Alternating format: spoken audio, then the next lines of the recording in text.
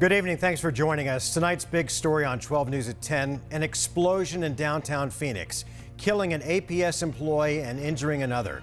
The explosive inferno shooting out of a manhole. The fire ripping through the APS underground electrical vault at First Avenue in Washington. The explosion and fire knocked out power downtown and closed off streets. The employee who lost his life, Rico Castillo, would have turned 42 today.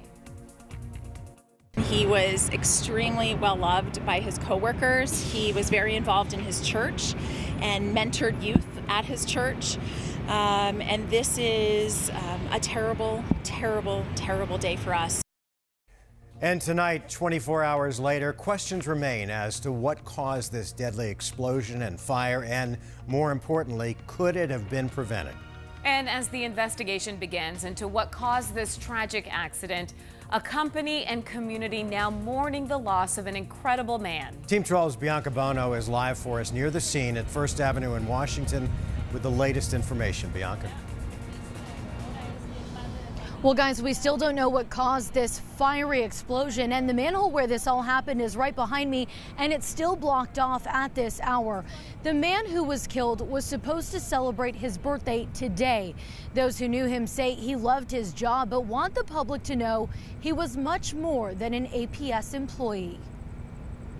It's really hard to swallow this one. It really is. Pastor Arnold Aguila says he talked to his friend Ricardo Castillo, or Rico, on Sunday. It's so hard.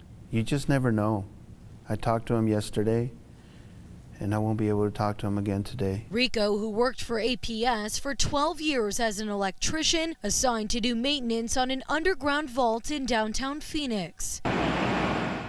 But an explosion, sending flames shooting out of the manhole.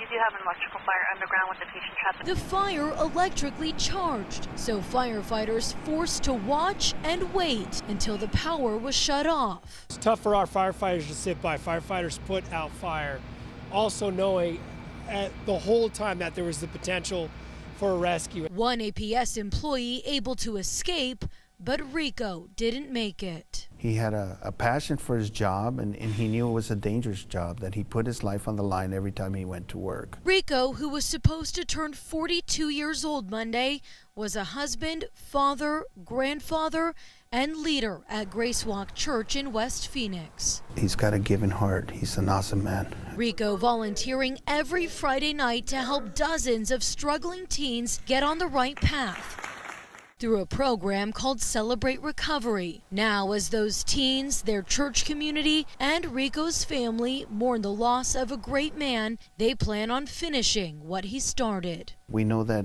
we're going to pick up his legacy and move forward with it.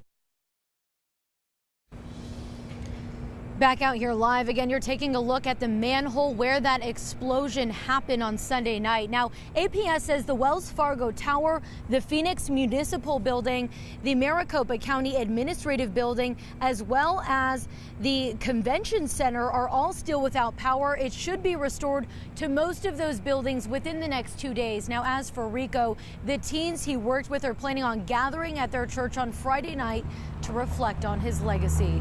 We're live in Phoenix tonight. Bianca Bono, 12 News at 10. All right, Bianca, thank you so much. New information tonight as the investigation of how the fire started will focus on the underground vault where the two employees were working.